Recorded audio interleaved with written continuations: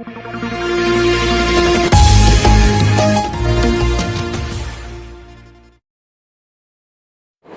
आप देख रहे हैं जनमंच खबर। हम बात कर रहे हैं आपके सेहत से जुड़े कार्यक्रम की। सेहत की बात आपके साथ। इस कार्यक्रम में आज हमारे साथ आशुतोष दास हैं और इनसे हम जानेंगे कि किस तरह की समस्याओं पर, किस तरह की बीमारियों पर यह यहाँ इलाज कर रहे हैं और ग्रामीण क्षेत्रों में किस तरह की विशेष समस्याएं आती हैं। और सबसे पहले ये कहा जाता है कि बीमारी की समयबद्ध पहचान सबसे ज़रूरी है। अगर समय पर बीमारियों की पहचान न हो तो उसके इलाज में काफ़ी कठिनाइयाँ आती हैं। तो सबसे पहले स्वागत है सर आपका। आप सबसे पहले अपनी थोड़ी सी परिचय दीजिए, फिर ये बताइए किस तरह की प्रमुख समस्याएं हैं जिसको आप देखते हैं। हाँ, धन्यवाद। मैं डॉक्टर आशुतोष दास। मेरा फील्ड है साइकियाट्री में, जो मनोरोग विभाग है। तो इस फील्ड में आने से पहले कुछ चीज़ें जैसे क्लियर करना चाहते हैं हम। जैसे मनोरोग हम कहते हैं या मानसिक विकृति कहते हैं, या जिसे आम देहात भाषा में या कहीं पे हम ऐसे ही कहते हैं, जैसे पागलपन कह देते हैं, किसी को दिमाग ख़राब हो गया कह देते हैं, या दिमाग में कोई परेशानी आ रही है। तो इन चीज़ों की वजह से समाज में ऐसा एक भावना क्रिएट होता है जैसे कि ये कोई ऐसे अछूत जैसे चीज़ है, जैसे इस चीज़ को जानने में हमें शर्म आएगी, या यहाँ पे बात करने से हमें उस नज़र से देखा जाएगा कि हमें समाज में मतलब लोग कहेंगे कि ये शायद यार इसका मतलब कुछ दिमाग ख़राब हो गया, पागल हो गया, तो यहाँ जा रहा है। या जैसे कई लोग ये भी कहते हैं कि पागलों का डॉक्टर। तो ये चीज़ें जो थीं एक ज़माने में, कई ऐसी दवाइयाँ थीं या कैसे कुछ ऐसे ट्रीटमेंट या कुछ ऐसे चिकित्सा के पद्धतियाँ थीं जो उतना उन्नत मान के नहीं थे। और वो उन टाइम में ऐसा रहता था कि मरीजों को जैसे जंजीरों में या उसमें बांध के रखा जाता था, उनको घर से मतलब बहिष्कार किया जाता था कि अब इसका दिमाग ख़राब हो गया तो इसको कैसे मतलब इसको घर में रखें, या समाज में लोग हमें क्या कहेंगे, तो उसको बहिष्कार कर देते थे। तो वो असाइलम्स जैसे टर्म है, असाइलम्स में या पागल खानों में या ऐसी जगहों में जहाँ पे बहुत लंबे समय तक उनको छोड़ दिया जाता था, बहिष्कार कर दिया जाता, तो वो ऐसे ही लगते थे। या फिर उनको ऐसे कुछ ट्रीटमेंट जैसे इलेक्ट्रोकॉन्वल्सिव थेरेपी, जिसको हम बिजली के झटके दिए जा रहे हैं, तार करंट दिए जा रहे हैं, तो वो ऐसे डिपिक्ट किया जाता था या ऐसे उसको दिखाया जाता था। या तो आपके बहुत सारे मूवीज़ में हो गए, या आप इसमें भी दिखाया जाता था कि वो टॉर्चर कर रहे हैं, जैसे ये ट्रीटमेंट नहीं है, टॉर्चर है। तो इन सब चीज़ों को देख के एक आम जनमानस में ऐसा दिमाग में ऐसा एक ख्याल या ऐसा एक चित्र बन जाता है कि इस विभाग में तो शायद कुछ बहुत ही कुछ अजीबोगरीब होता है। तो इस वजह से लोगों के दिमाग में बहुत गलत धारणाएं और अवधारणाएं पैदा हो जाती हैं इस मानसिक बीमारियों को लेके। बात रही मानसिक बीमारी, ये अगर हम WHO का अगर जो स्वास्थ्य का डेफिनेशन भी हम देखेंगे तो उसमें ये कहा गया है कि सिर्फ शारीरिक विकृति या शारीरिक कोई डिफॉर्मिटी होना, या शरीर में कोई किसी अंग में, जैसे दिल में हो गया, फेफड़े में हो गया, गुर्दे में हो गया, लीवर में हो गया, या किसी चीज़ में हो गया, उस चीज़ में अगर दिक्कत है तो हम कुछ जांचें करके, उसको मस्तिष्क में हो गया, कुछ जांचें करके उसमें रिपोर्ट दे के हम उस चीज़ को ये आंक रहे हैं कि इसको इस चीज़ का बीमारी है। पर मानसिक बीमारी कोई शरीर विशेष या किसी ऐसे अंग विशेष में या किसी रिपोर्ट में या किसी हमारे उन चीज़ों में नहीं पाई जाती हैं कि उसको करके उन चीज़ों को बस कर लेने से हमें पता चल जाएगा कि ये इसका मानसिक बीमारी है। तो वही जो WHO का जो डेफिनेशन है, सिर्फ शारीरिक विकृति नहीं बल्कि मानसिक, बल्कि सामाजिक और आध्यात्मिक, इन सारे डोमेन्स जो होते हैं, ये सारे एरियाज में जो एक आदमी स्वस्थ रहता है तो उसी को हेल्थ का डेफिनेशन माना जाता है। और फिर भी हेल्थ होने के बावजूद अगर कोई आदमी अपना 100% अपने काम पे नहीं दे पा रहा है, अगर मान लीजिए कोई अपना फुल जो पोटेंशियल है या फुल अपना 100% क्या है वो जान नहीं पाता है कि मेरा क्या है, मैं कैसे मतलब समाज में अपना 100% दे सकूं, या उस चीज़ को यूज़ करके मैं क्या कर सकता हूं, अगर वो नहीं जानता है, तब भी वो कहीं ना कहीं मानसिक रोग का जो डेफिनेशन है 100% उसमें वो फिट नहीं बैठता है। तभी इस विभाग में अगर माना जाए, कुछ रोग या व्याधियों के बारे में हम बात करेंगे। जैसे आम भाषा में हम यहाँ गांव देहात में हम एक चीज़ बहुत नोटिस कर रहे हैं, जो कई लोगों में शारीरिक वेदना या पेन या पेन रिलेटेड सिम्टम्स होते हैं या वो जो लक्षण होते हैं कि क्या क्या पेन रिलेटेड, जैसे सर दर्द हो रहा है किसी को कमर में दर्द हो रहा है, किसी को गर्दन में दर्द हो रहा है, किसी को और कहीं कहीं दर्द हो रहा है, दर्द रिलेटेड सिम्टम इधर उधर। उसके बाद जैसे अपने और जो सिम्टम्स हो गए, जैसे हमारे खाने पीने से रिलेटेड, अपने आँत से लेके अपने मलद्वार तक जो कहीं ना कहीं उसको कोई व्याधि नज़र आ रही है कि गैस बन रहा है या मेरा खाना पच नहीं रहा है या मुझे भूख नहीं लग रही है, तो ये सारे सिम्टम्स। और फिर और अंग प्रत्यंग और दूसरे ऑर्गन्स में अगर जाएंगे तो किसी के साथ संबंध बनाने में दिक्कतें आ रही हैं, दूसरे पार्टनर के साथ संबंध बनाने में प्रॉब्लम आ रहा है, या किसी को जलन हो रहा है पेशाब के रास्ते, या किसी को लग रहा है कि अपने अंग प्रत्यंग में जैसे अपने प्राइवेट ऑर्गन्स में कोई कमी आ गई है, तो उसको लेके चिंतित होना। तो कोई भी एक ऑर्गन पकड़ के, कोई भी एक अपना अंग प्रत्यंग को लेके, अपना शारीरिक एक उसको लेके बहुत ज़्यादा मतलब ओवर थिंक करना, और उस ओवर थिंक की वजह से जगह जगह मतलब टेस्ट कराते रहना, जांच कराते रहना कि ये जांच कर देते हैं तो ये पता चल जाएगा, फेफड़े का जांच कर देते हैं, दिल का जांच कर देते हैं, या और अपने प्राइवेट ऑर्गन्स का जांच कर देते हैं, मस्तिष्क का जांच कर। जब वो फाइनली वो व्यक्ति जब किसी जांच में कुछ उसको मिल नहीं रहा होता है, तो उसका जो मानसिक स्थिति है वो दिन ब दिन मतलब बद से बदतर होता चला जाता है, क्योंकि उसे लगता है कि क्यों कुछ मिल नहीं रहा है, मेरे इतने सारे लक्षण होने के बावजूद मुझे कुछ पता क्यों नहीं चल रहा है, जांच में क्यों नहीं रहा है। तो फिर वो बहुत सारे ऑपरेशंस भी करा लेता है, कई बार वो बहुत दवाइयाँ खा के फाइनली डिप्रेशन के कुछ लक्षण भी उन्हें आने लग जाते हैं, या कई लोग उसको ठीक करने के लिए खुद ही कुछ जैसे व्यसन या नशा उसमें चले जाते हैं कि कुछ ले लेते हैं तो वो थोड़े हमारे लक्षण कम हो जाते हैं, तो ऐसे चीज़ों में चले जाते हैं। तो ये एक जो हमारे टर्म में सोमाटोफॉर्म या सोमाटाइजेशन डिसऑर्डर कहा जाता है, ये इस जगह में हमने जो पिछले 1 महीने से हम काम कर रहे हैं, तो ये इस रोग व्याधि की समस्याएं खास करके औरतों में और महिलाओं और जो हमारे बहनें हैं, कम उम्र के बच्चियां हैं, उनमें भी काफ़ी पाई जाती हैं। अच्छा, वो भी आपने ये भी देखा होगा कि कई जगहों में जैसे देखा गया होगा कि बच्चियां बेहोश होने लगती हैं, या छोटे छोटे बच्चे हैं, एग्ज़ाम आ गया या कुछ स्ट्रेस आ गया, घर में किसी से लड़ाई हो गई, या मम्मी ने कुछ कह दिया या मना कर दिया, ये मत करो, ऐसा मत करो, टीचर ने कुछ कह दिया, दोस्त ने कुछ कह दिया। तो जब भी कोई ऐसी कॉन्फ्लिक्ट, जैसे कोई भी ऐसी किसी से वाद विवाद हो जाता है, जिसे हम नॉर्मली कहते हैं वाद विवाद होना, तो ऐसी स्थिति में मन उस चीज़ को एक कॉन्फ्लिक्ट की तरह लेता है और उस चीज़ को वो डाइजेस्ट नहीं कर पाता है। तो फिर वो तनाव की स्थिति में वो नॉर्मल जो अपना हाव भाव है, नॉर्मल जैसे बिहेवियर करना चाहिए, उससे वो कुछ अलग करने लगता है। कोई चीखने लगता है, कोई चिल्लाने लगता है, कोई सांस ऊपर नीचे होने लगता है, किसी का बोलता है कि मुझे दिखाई नहीं दे रहा है या मेरा हाथ पैर काम नहीं कर रहा है। तो ये जो चीज़ें होने लगती हैं, इसको भी बहुत सडनली ये चीज़ें जैसे बहुत कम टाइम के भीतर एक वाद विवाद हुआ, उसके बाद ये चीज़ें जैसे सामने आती हैं, तो सामने वाले को लगने लगता है कि ये तो अच्छा खासा अभी था हमारा,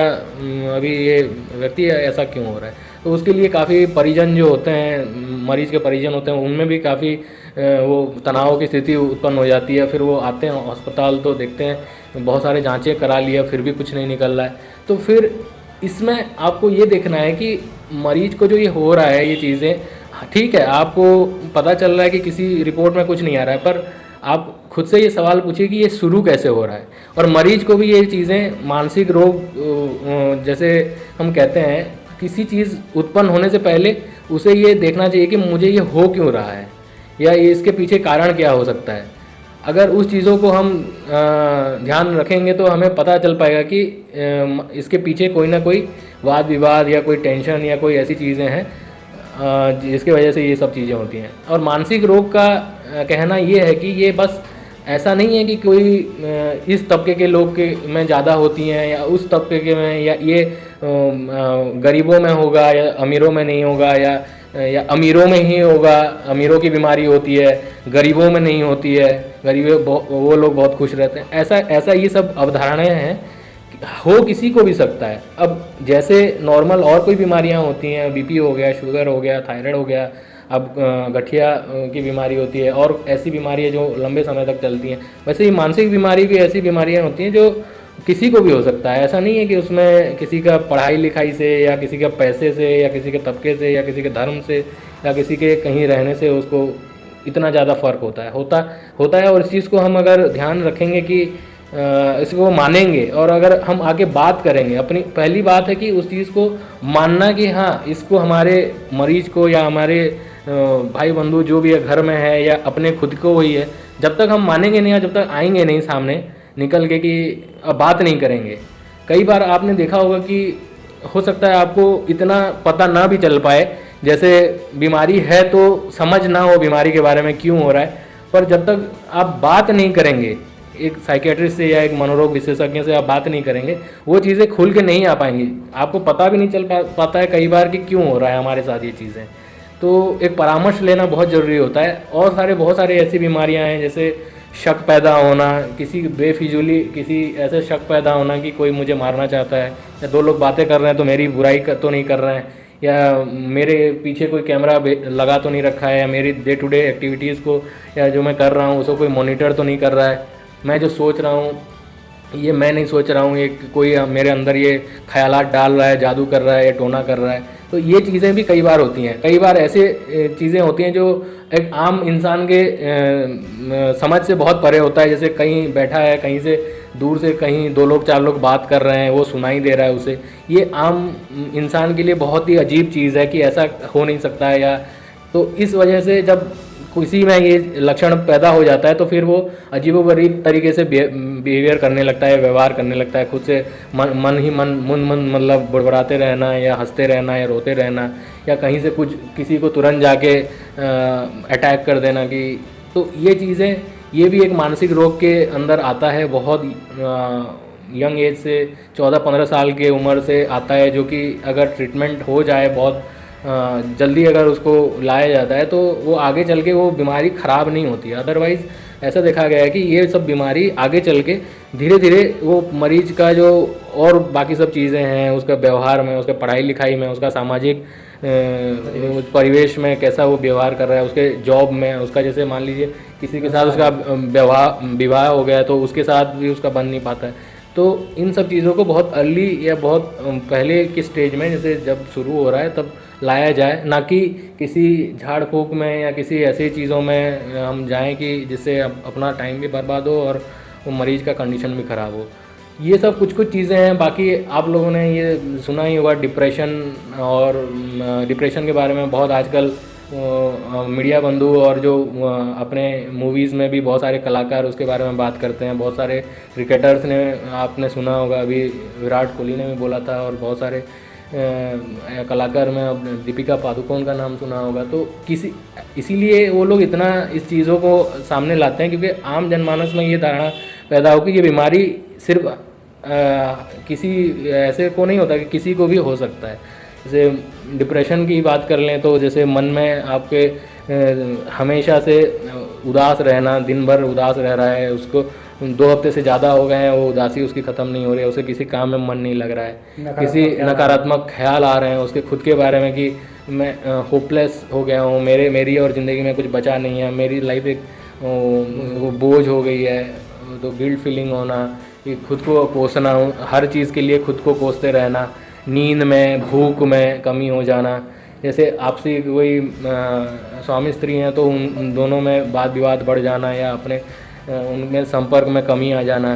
फिर जैसे खुद को नुकसान पहुंचाने, चोट पहुंचाने या कि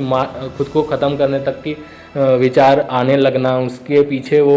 लग जाते हैं कि कई बार कि कैसे ख़त्म करें, क्या करें, दिन भर वही दिमाग में चलते रहना, अपने व्यवसाय, अपना जॉब, अपना ये सारे डोमेन में उसका कमी आ जाना। तो ऐसे स्थिति में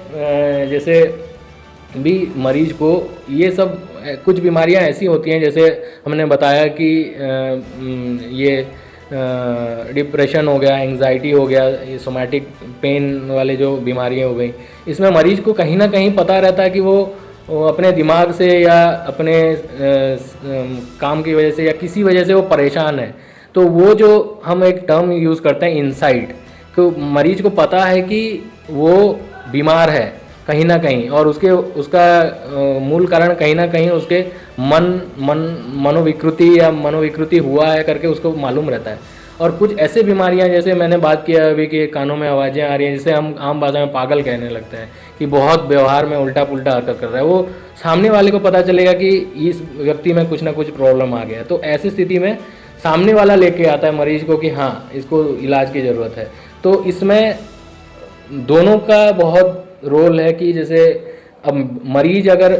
खुद जान पा रहा है तो खुद आ जाए, या फिर परिजनों को लग रहा है कि ये सामने वाला बीमार है तो उसको लेके आना पड़ेगा। ये जैसे आम रोग, जैसे कोई दस्त हो गया, बुखार हो गया, फेफड़े का समस्या हो गया, खुद मरीज चल के आता है, या फिर थोड़ा बहुत अगर जैसे परिजन है तो उनको ले आते हैं। पर ऐसी स्थिति मानसिक रोग में या मरीज खुद नहीं आना चाहता है या सामने परिजन भी लाने से कतराते हैं। तो जब तक हम नहीं आएंगे किसी मनोरोग विशेषज्ञ से, उससे बात नहीं करेंगे, डिटेल में हम बात नहीं करेंगे, तो बहुत सारे ऐसे चीज़ें होते हैं जो सामने नहीं। आप इन सारी चीज़ों के बारे में बात करें, एक कॉमन समस्या है लोगों के बारे में, क्योंकि मनोरोग जो है उस चीज़ के बारे में अगर हम जितनी चर्चा करें उतना कम है, क्योंकि ये एक विस्तृत विषय है। सबसे बड़ी चीज़ है, लोग अक्सर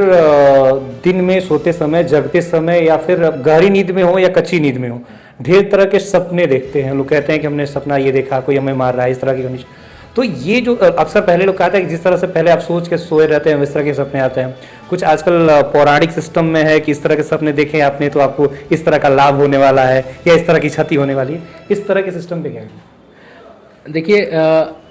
स्लीप के बारे में हम अगर नींद के बारे में बात करेंगे, ये हमारे एक इंसान के लिए बहुत ज़रूरी चीज़ होती है कि नींद हमें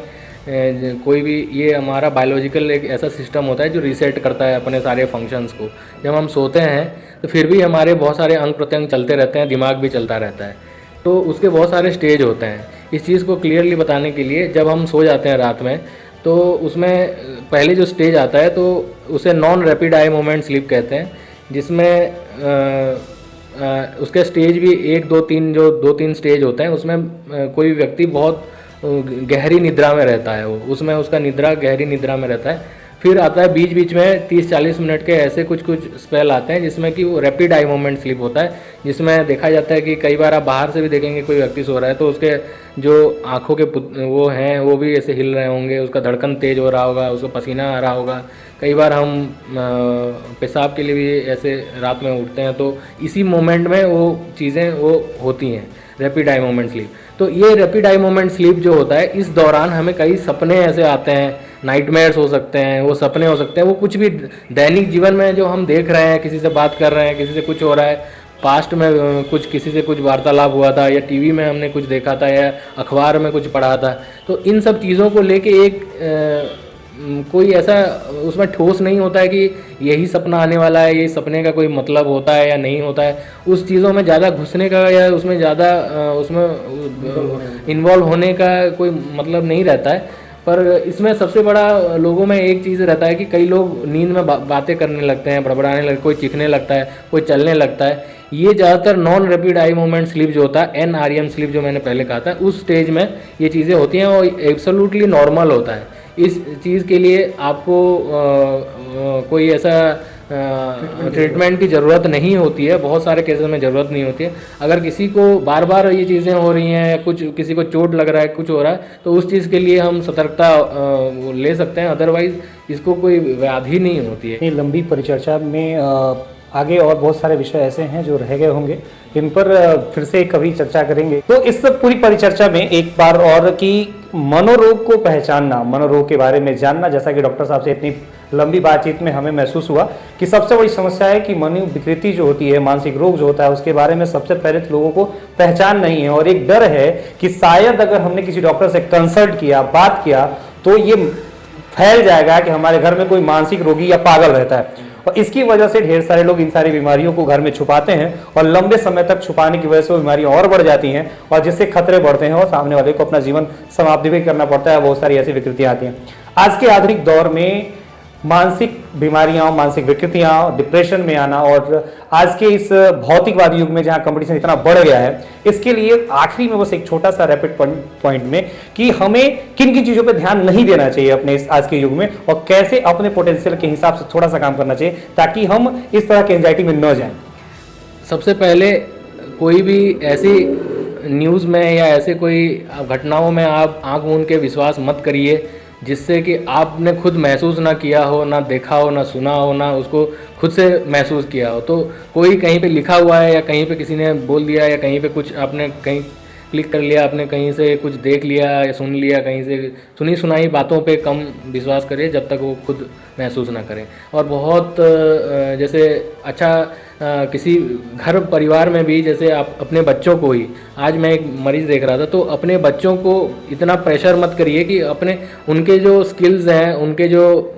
चीज़ों को समझिए और पहचानिए कि वो किन क्षेत्र में अच्छा है। अगर वो किसी क्षेत्र में अच्छा कर रहे हैं तो उसमें उनको ज़्यादा उनको मोटिवेट करिए और जिस चीज़ में नहीं हो पा रहा है उसको हो सकता है उसको उनमें थोड़ा सा छूट मिलना चाहिए कि हाँ इस चीज़ में नहीं कर पा रहा है तो दूसरे क्षेत्र में कर पा रहा है तो दूसरे क्षेत्र में बढ़ने के लिए उनको प्रेरित करिए। और जैसे क्विक रिमेडीज़ जैसे होती हैं कि कोई नशा हो गया या कोई चीज़ें ऐसी हो गई जिसको करने के वजह से हमारी व्याधि या मानसिक जो बोझ है वो कम हो जा रही हैं, उनको एक वो मत बना लीजिए, अपना हैबिट मत बनाइए कि इस चीज़ से हमें ठीक होना है। आप आइए, आप अगर बात करेंगे अपने मनोरोग विशेषज्ञ जो भी होंगे, आप साइकोलॉजिस्ट हों चाहे साइकेट्रिस्ट हों, आप उनसे बात करेंगे तो आपको खुद मालूम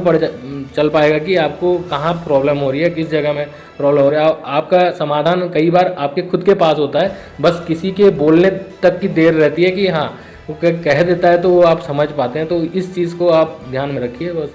तो यह पूरी परिचर्चा कैसी लगी? मनोरोग से विशेष बातचीत और मनोरोग विशेषज्ञ से विशेष बातचीत का कार्यक्रम हमारा ऐसे जारी रहेगा, क्योंकि बात करने से ऐसा लगा कि बहुत सारे ऐसे टॉपिक हैं जिस पर लोगों की चर्चा होनी चाहिए। और कहा जाता है कि जब भी मानसिक बीमारियां होती हैं उसके इलाज के कुछ लिमिटेड लोकेशन है, कुछ लिमिटेड डॉक्टर्स हैं, कुछ लिमिटेड जगह हैं जहां पर उसका इलाज हो सकता है। ऐसा नहीं है, आपके स्थानीय जगहों पर भी इसके इलाज संभव है। तो आपको ये पूरी परिचर्चा कैसी लगी और आपका अगर कोई सवाल है, आपका कोई सुझाव है और ऐसी कोई समस्या आपकी है जो आप डॉक्टर साहब तक पहुंचाना चाहते हैं, हमारे माध्यम से पूछना चाहते हैं, तो आप पूछ सकते हैं और हम प्रयास करेंगे कि आपकी हर समस्या का समाधान धीरे धीरे आप तक पहुंचाया जाए। इस विशेष कार्यक्रम से जुड़े रहने के लिए आपका धन्यवाद।